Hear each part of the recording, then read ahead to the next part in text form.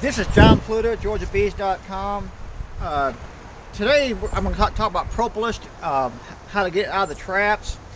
I was in South Georgia the last couple of days, and people always asking me how much propolis do I get out of a trap.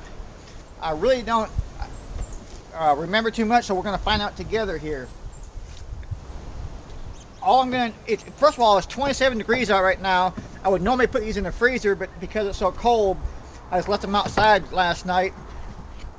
What we start with is all I use is an 18-gallon plastic container.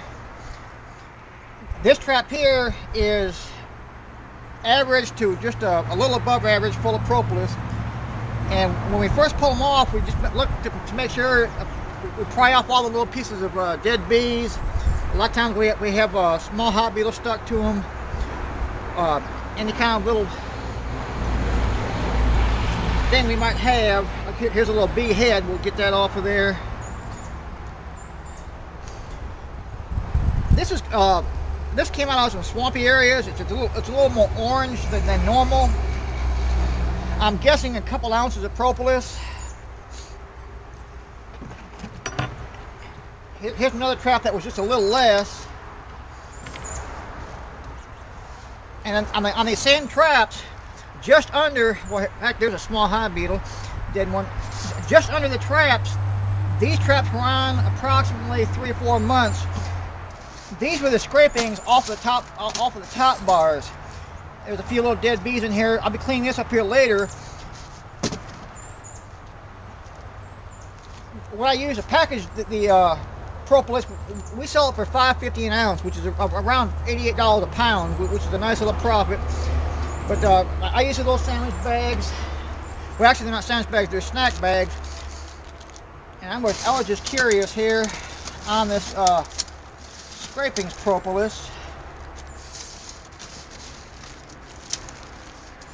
When propolis is cold, it's just like an ice cube. It's very, very brittle. When it's warm, it's just like road tar. I'm just really curious here on how much weight we're going to have.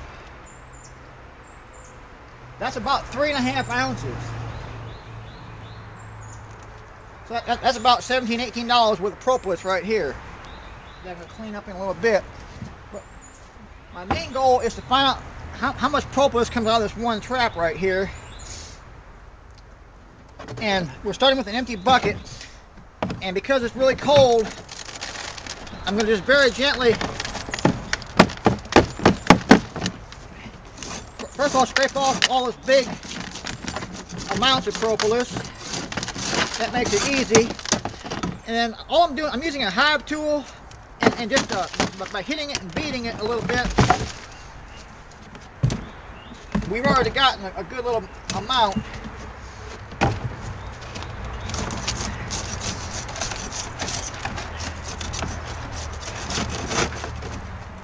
The bees are using this to seal up the cracks and crevices in the hives.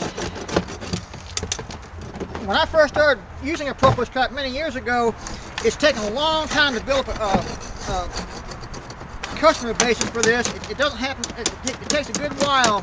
But my theory was, when the bees are going to bring propolis back to the hive anyway, by putting the trap on the top of the hive, they would put more of the propolis in the trap instead of putting it on my frames. And just a quick refresher to change course again is, when I put the propolis on the top of a hive, instead of using a top or conventional top, I use a bottom board just reversed.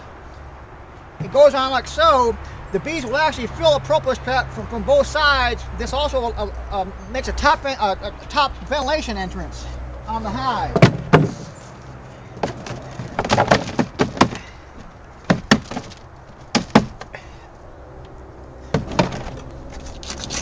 We've got most of the propolis off of here.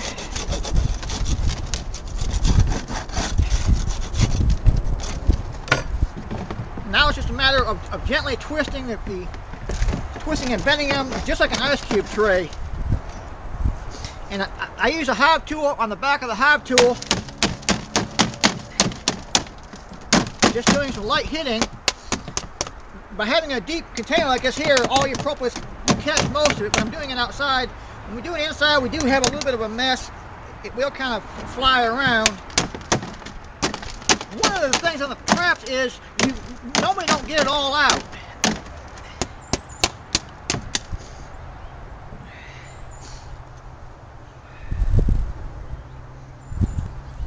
These are the Michigan traps.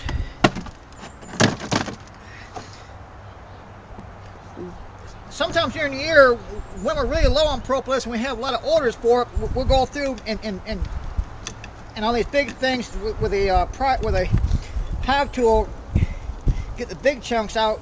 You can actually come. We actually, when I have stacks of between 30 and 40, 50 propolis traps, I'll go back and reharvest. And come up with 3, 4, 5, 6 ounces by just redoing it. But most of that ends up being a powder, which actually dissolves quicker and better. And we actually have an option on the Georgia Bees website of having the powder or the chunks. That was a pretty substantial harvest right there. Got most of it. Now we'll find out the real truth.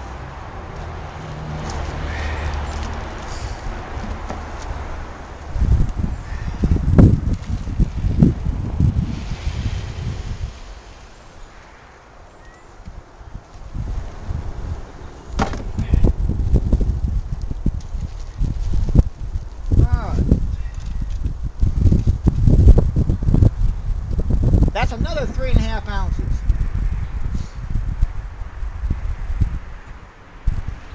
So about $17 retail value on this bag of propolis at $5.50 an ounce is what we retail.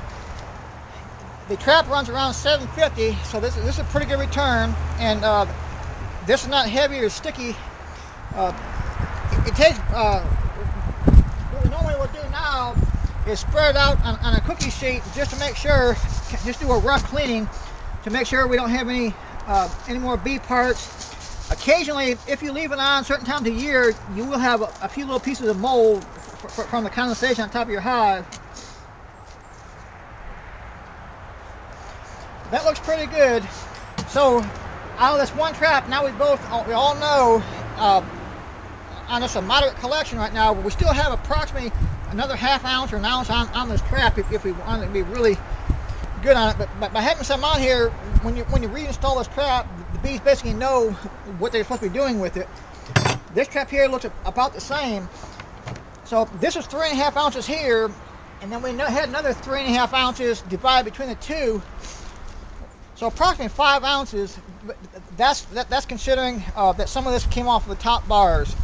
But 3.5 ounces off of one trap in one collection. And what you have to do on your retail sales is I always put 1 ounce in a baggie.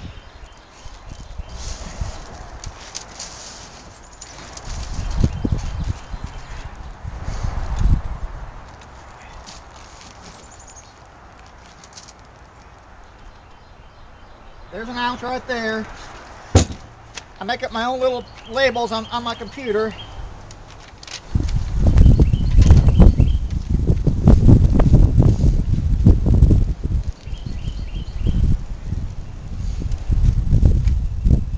So now we have a 1 ounce bag of propolis, and just for visual, this is basically 1 ounce of the chunks. Now, you sometimes you'll have a lot of powder in here. I try to mix a little bit of both, or I do have requests for just the propolis powder. What we can do is take the same baggie and take a rolling pin and just roll over top of it to make the powder. That's my current tip. Try some propolis traps and build up a market for it. It'll take you a while, but it's a nice little sideline. Visit georgiabees.com if you need propolis or the traps.